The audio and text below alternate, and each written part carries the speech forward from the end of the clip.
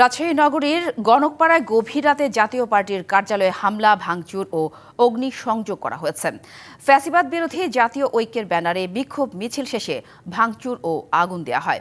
রাতে রাজশাহীর সাহেববাজার 0 পয়েন্ট থেকে বিক্ষোভ মিছিল বের হয়।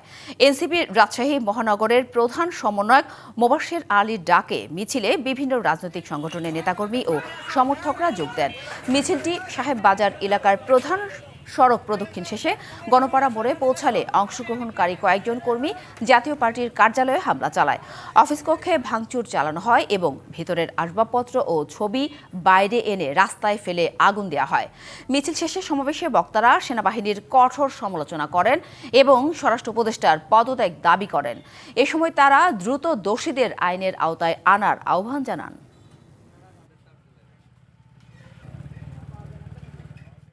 এটা তো তদন্তের বিষয়, তা আমরা এটা তদন্ত করেই পরে জানাতে পারবো।